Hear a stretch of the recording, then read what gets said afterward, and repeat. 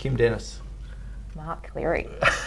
Thank you for welcoming me. Thank you, and welcome to Enviro Pacific's boardroom. Thank you very much. And in the middle of an incredibly, it is a balanced day, but we'll talk about work-life balance a little later if we could.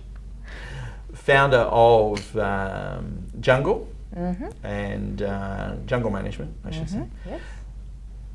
5.5 years old? Oh, 10 years old this year. 10 years this year. And you're going to do something. Yeah, you're going to hold me to it, aren't you? Yeah. I should be doing something for it. So tell us about what Jungle Management is all about. Yeah, okay. Well, Jungle Management, we set that up in 2002. And that was in response to something which I saw was lacking in the legal services market. It's basically a law firm that focuses on sales, marketing, advertising, technology industries, and marketing departments within sort of large corporates and things. And we do corporate, commercial, and intellectual property law, and we just give them a really excellent niche sort of quality service. Fantastic, because it is fraught with difficulties and chasms, I think is probably absolutely. Crevasses is another phrase, I would think. I think spent some time on Channel 7? Yes. So prior to Jungle, I was in-house legal counsel at Channel 7. And prior to that, I worked in mergers and acquisitions at one of the other mid-sized firms, and prior to that, media and entertainment law. So Jungle was my amalgamation of everything fun and interesting that I wanted to do. There you go. So law with all the marketing, the media, the technology, people, good parties. Although I'm a bit old for that now. I don't get out as much now. Well, 3 children within 3 years, that'll knock your partying resilience around, I think. Yeah, but it was fun at 27. I said, well, this is great. We're going to the best parties ever. But now it's like, definitely the business has changed over time, but it's good, as have I. Yeah, as you. Well, let's talk about that evolution. Are there, and this is where your heavy preparation for today comes into play. Okay. If you missed the relevance of the question. 2 or 3 moments or strategies in the last 10 years that you kind of look back and say, hey, that was really clever, or whoops. Yep.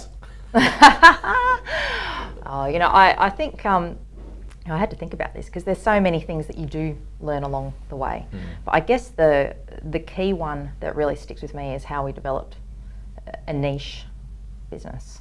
And at the time, we even had people writing articles and things about us because we were one of the very first law firms to incorporate. So we're one of the first law firms that could call ourselves something other than a person's, surname.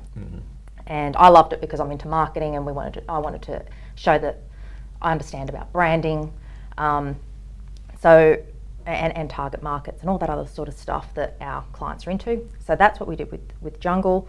By being very niche and knowing exactly what we do and limiting it to what we do, we've become very, very good at what we do. I love the phrase, you're putting all the stuff you had fun with together. That's it's a great position to start with.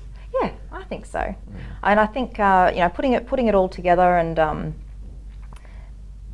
I guess there's always, if you're doing all the fun stuff, really, it never really feels like work. The niche side of things, that is exactly, I guess, how it came about. I just picked all the things I liked and said, this is what I'm going to do. So I don't do conveyancing, I don't do litigation. I do what I call the fun stuff in law. So lots of contracts and deal making and the proactive strategic stuff, and helping businesses grow. So it's very rewarding. Pointy end of law too, isn't it, really? That commercialisation of ideas and... Yeah, it's a pointy end, but it is definitely the most exciting end because it's what's changing all the time.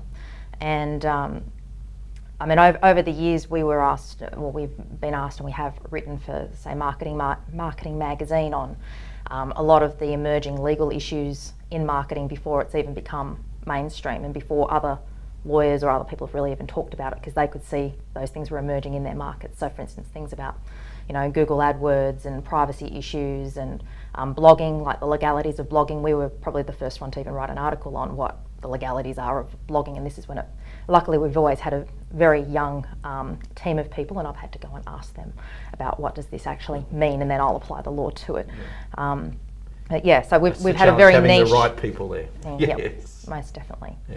And yeah, so niche, definitely. The other thing which we've been really big on is really building relationships, which I know sounds really cliche because everybody talks about it, but particularly in a service-based business, it is all about relationships and also quality service. There's no point having a great relationship if you can't deliver, but the relationships will keep, and the quality service will keep people coming back.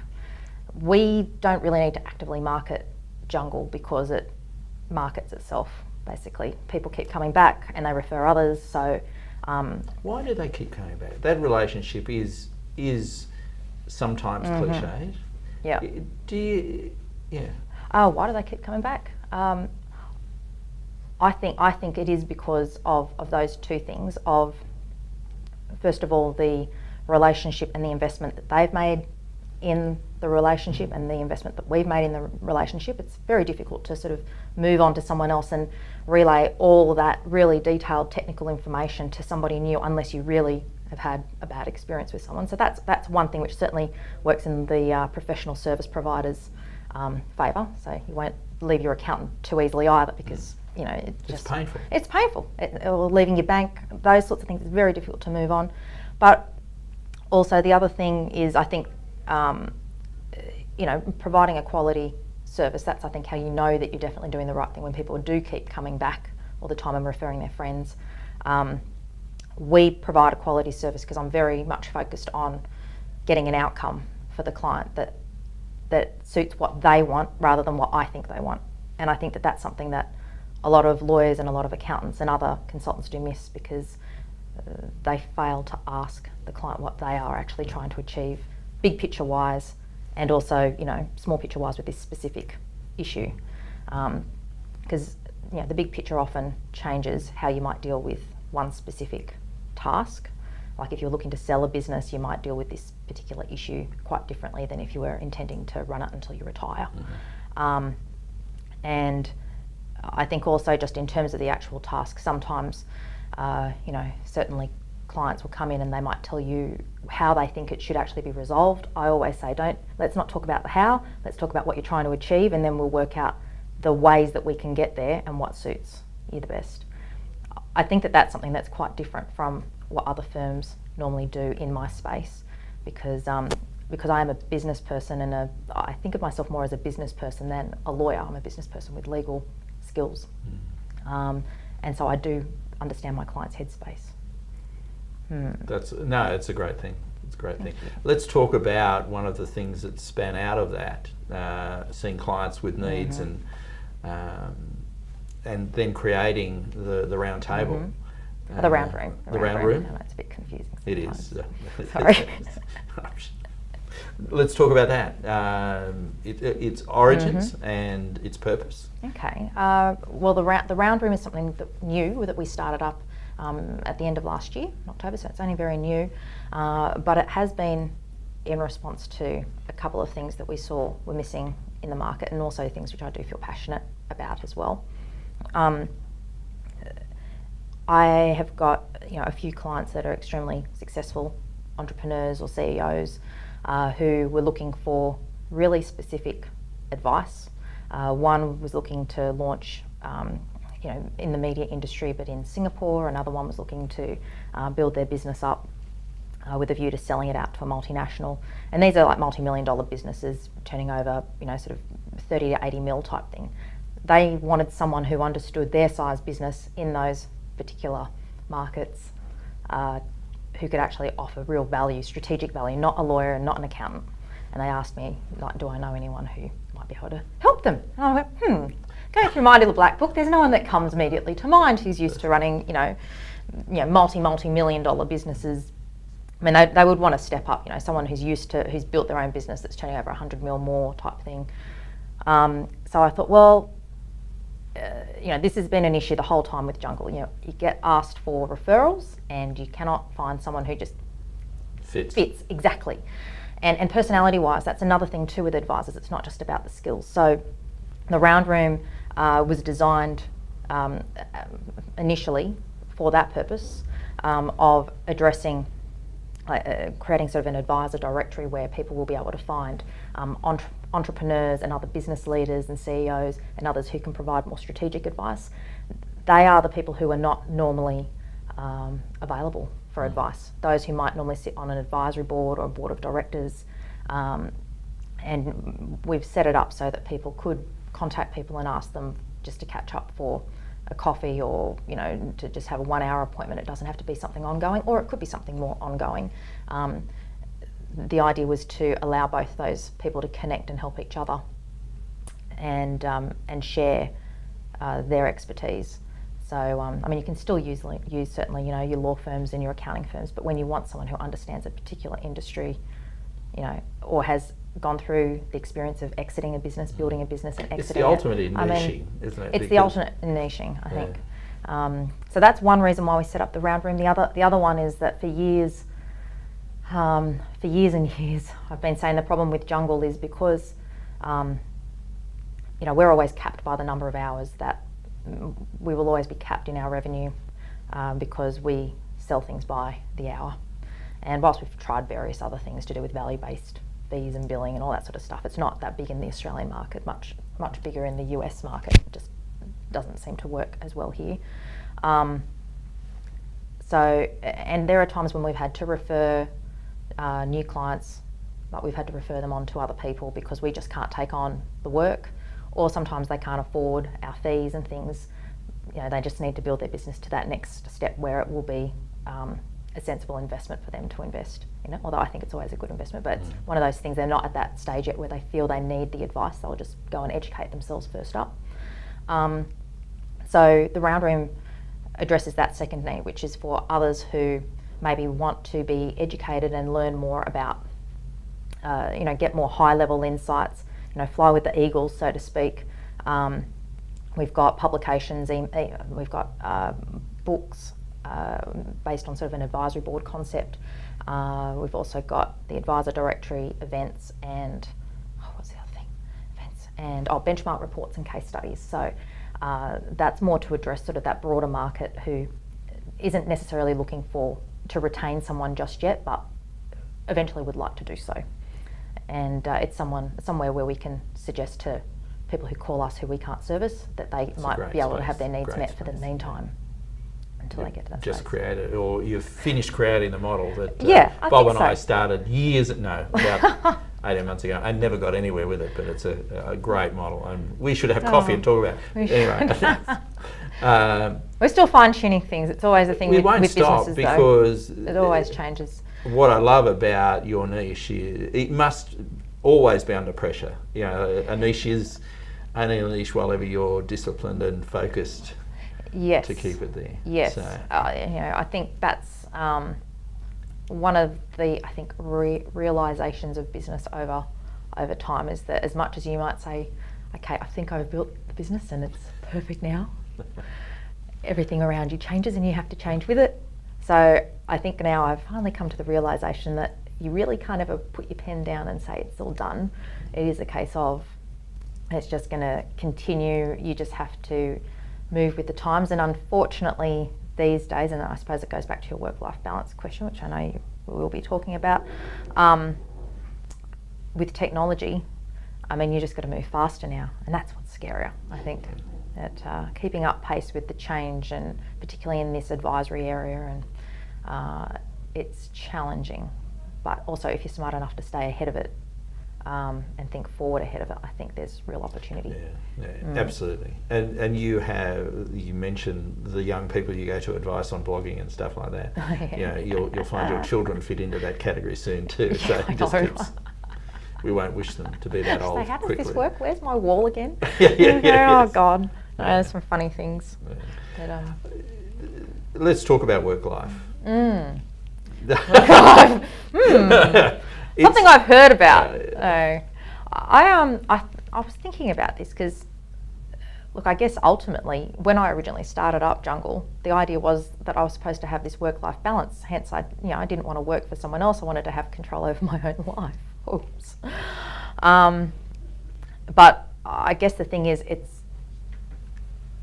for me anyway, I run our business because I'm passionate about it. I mean, there are other people who run businesses because it pays the bills, but I run Jungle and the Round Room because I'm passionate about it, and you can't really just turn that off and say I'm not going to care about it now. I try sometimes. It doesn't always work, because when you get a great idea you have to just do something about it. But work-life balance, for me, work-life balance, I guess I feel actually I do have work-life balance, but not in the traditional sense that others would talk about 9 to 5, 9 to 5 clock off and now I'm having my balance time. My work-life balance is more the case that, for instance, I was working on a deal yesterday. I ran out the door and took my daughter to ballet late in the afternoon, came back home, was on a conference call at 8 and worked on a contract till late last night, up again this morning at 8, took my son to music in the morning and then came in here. So, I mean, it's pretty full on. I don't know if you'd call it balanced. I mean, I'm fitting in family life with work life, and very fortunately I've got a very good junior solicitor who actually helps me out a great deal in terms of covering me over those periods. I'm happy with it, and I don't know quite how else I could change it, to be honest. I'd love to slow it down, but I don't think it's realistic.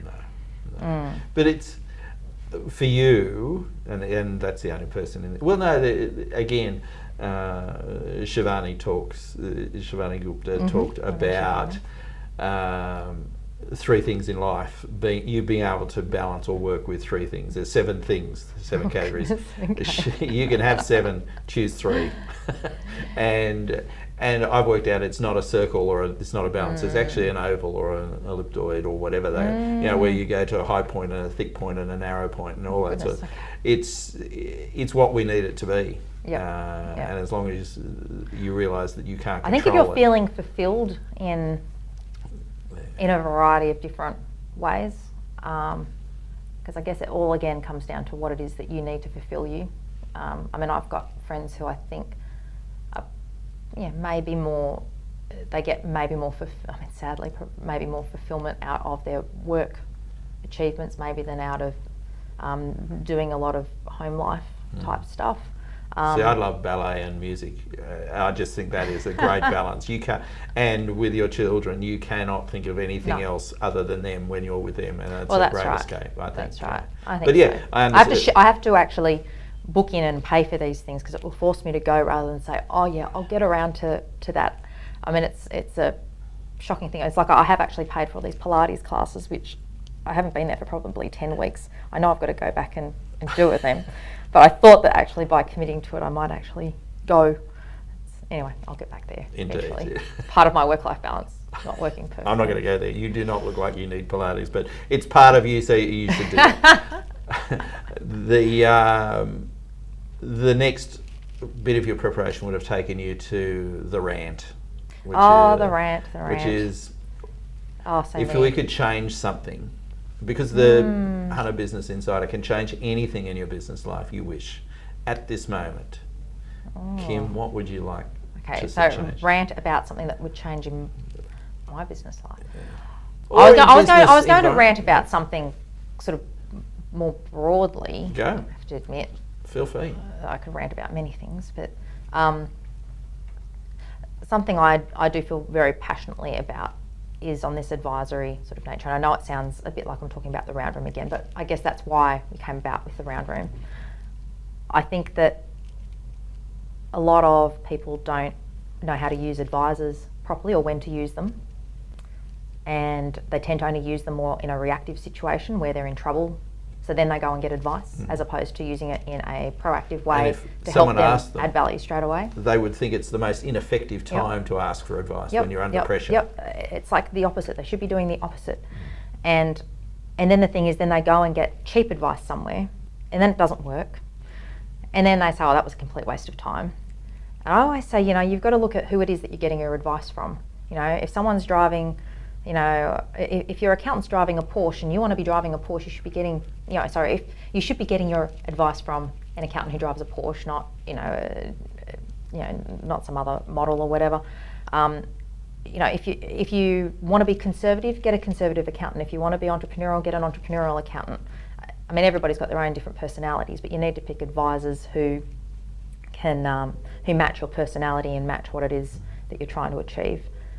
I mean, on the other side too, my frustration is, I guess, just that a lot of advisors don't properly, in my view, understand what advising really is, and where they maybe take things personally, where they think it's about, somebody's not following my advice, so that means that they don't respect me, and that's not what it's about. I mean, not in my view. In law, we're very good at separating between, your opinion, their opinion, and I mean, really, as a lawyer, we are interpreters of the law. It's not really about right or wrong, it's how we interpret it and apply it to a situation. I think that the problem often with the legal profession is that they fail to understand that they are advising business people who have got a desired outcome, and they advise from this very academic perspective without really giving a solution or options.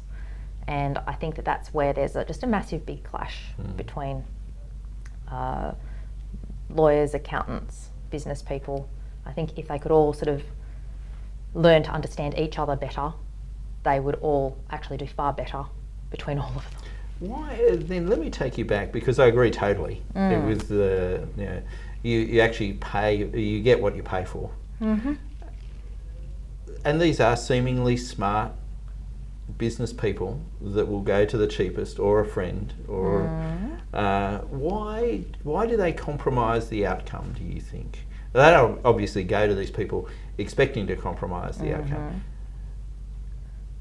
Why do they put themselves in that position rather than going to the Porsche driving I think it's accountant? Do they understand what they want? Is that the problem? They don't get that. I don't know. I think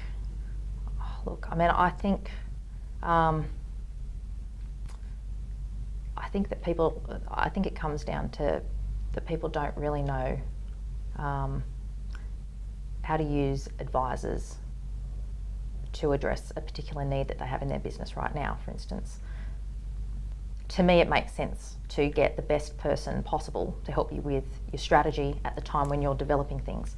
But maybe on implementation or rolling something out, it maybe doesn't mean you need the most expensive person or the most elite person. You just need someone who can do the job and do it properly. And that varies depending on what type of advice or what kind of work you're getting done. I mean, it's hard, it's not fair to be,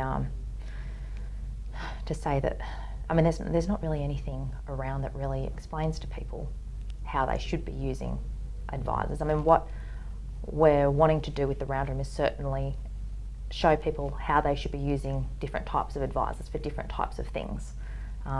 Something that I'm a big fan of is a book called What Colour Is Your Parachute by Richard Bowles. I don't know if you've heard of it. No, I don't know. But it's actually a career guidance book, and I've actually used exercises out of that to help recruit staff over the years.